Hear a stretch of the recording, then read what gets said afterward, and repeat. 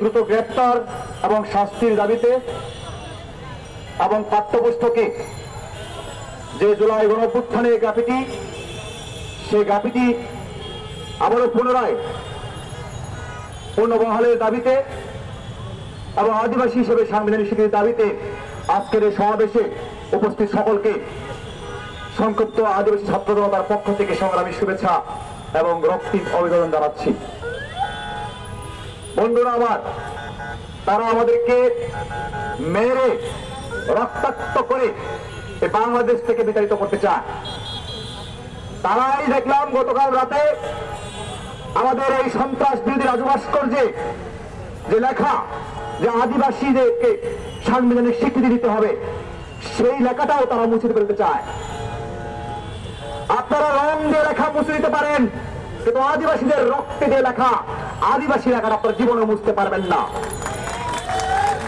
আমরা আদিবাসীরা এই বাংলাদেশে তিলে তিলে রক্ত দেওয়া লোক, বহু রক্ত আমরা বাংলাদেশে দিয়েছি, মাটিতে দিয়েছি, কিন্তু কেউ কখনো আমাদের মুখ থেকে, আমাদের হৃদয় থেকে আদিবাসী শব্দ ছিনে নিতে পারে নাই, ভবিষ্যতেও পারবেন না। আপনারা যত ভয় দেখান, হামলা করেন, মামলা করেন, নির্যাতন করেন, আমরা তত আরো ভারতে নেয়, ইস্পাতে নেয় শক্তিশালী হব। আমাদের 21 জন ভাই বোন আহত হয়েছে, তার মধ্যে গুরুতর আহত হয়েছেন 3 জন। এখনো তারা হসপিটালে চিকিৎসাধীন রয়েছেন।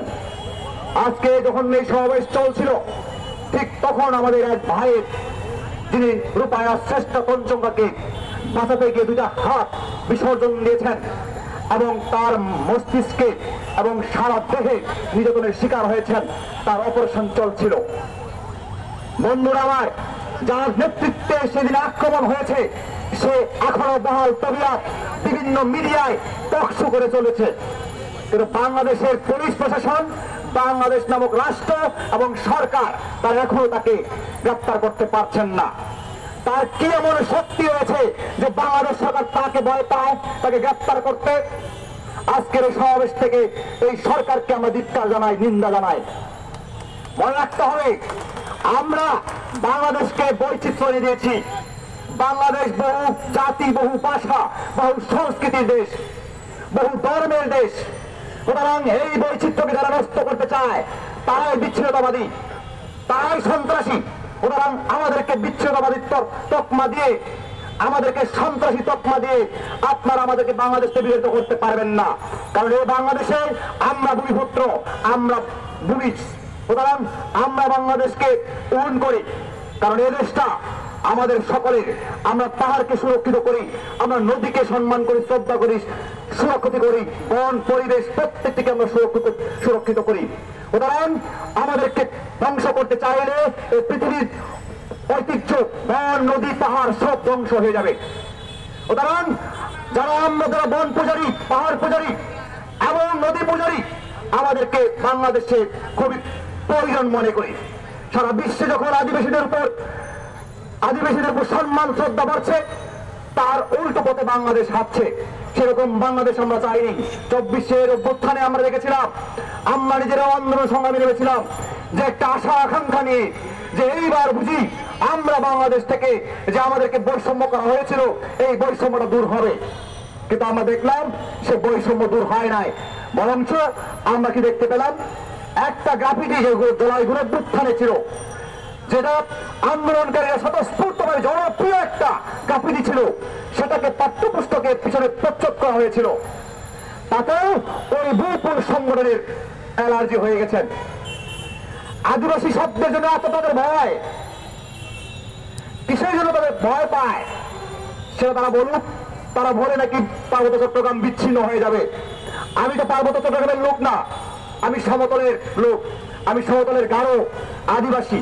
সুতরাং পাহাড়া যদি বিচ্ছিন্ন হয়ে যায়, এখানে অনেকজন সমতলের লোক রয়েছেন। তা আমরা কি সমতলকে বিচ্ছিন্ন করতে চাই? বিচ্ছিন্ন করতে চাই? আমরা তো বিচ্ছিন্ন করতে চাই না। সুতরাং আমরা সংবিধানে সাংবিধানিক স্বীকৃতি চাই, সুতরাং আমরা সংবিধানের অন্তর্ভুক্তি হতে চাই। সুতরাং আপনারা আমাদেরকে বিচ্ছিন্ন করার চেষ্টা করছেন, পায়তারা করছেন। এই পায়তারা এবং বিচ্ছিন্ন করার যে রাজনীতি আপনারা করছেন, গতকাল রাতে আমরা দেখেছি এইরকম একটা নেককারজনক ঘটনার ইস্যুটাকে, এরকম ঘটনাটাকে ধামাচাপা দেওয়ার জন্য একটা ছোট্ট ঘটনা বানিয়ে আপনারা এই ঘটনাটাকে নাই করে দেওয়ার চেষ্টা করছেন, সেটা বাংলাদেশের জনগণ, আদিবাসী সমাজ মেনে নেবে না।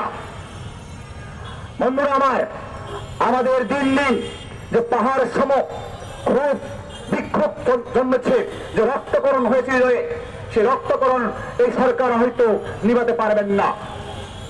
তাই আমরা বলতে চাই আজকে সমাবেশ থেকে বাংলাদেশ সরকার এবং অন্তর্বর্তীকালীন সরকার এবং রাষ্ট্রকে বলতে চাই, অবিলম্বে ওই হামলাকারীদের চিহ্নিত করুন। তাদের ছবি বিভিন্ন গণমাধ্যমে রয়েছেন, ভিডিও ফুটেজ রয়েছেন, তাদেরকে চিহ্নিত করে গ্রেপ্তার করতে হবে এবং দৃষ্টান্তমূলক শাস্তি দিতে হবে এবং তাদের বিরুদ্ধে রাষ্ট্র পতাকাকে অবমাননার বিরুদ্ধে তাদের বিরুদ্ধে একটা রাষ্ট্রীয় মামলা দিতে হবে, রাষ্ট্রের পক্ষ থেকে সে মামলা করতে হবে। সুতরাং সে দাবি আমরা জানাচ্ছি এবং সে দাবি জানাচ্ছি যে আহত হয়েছেন, সেদিন হামলায় আহত হয়েছেন, এই হামলায় আহতদের চিকিৎসার ব্যয় রাষ্ট্রকে গ্রহণ করতে হবে।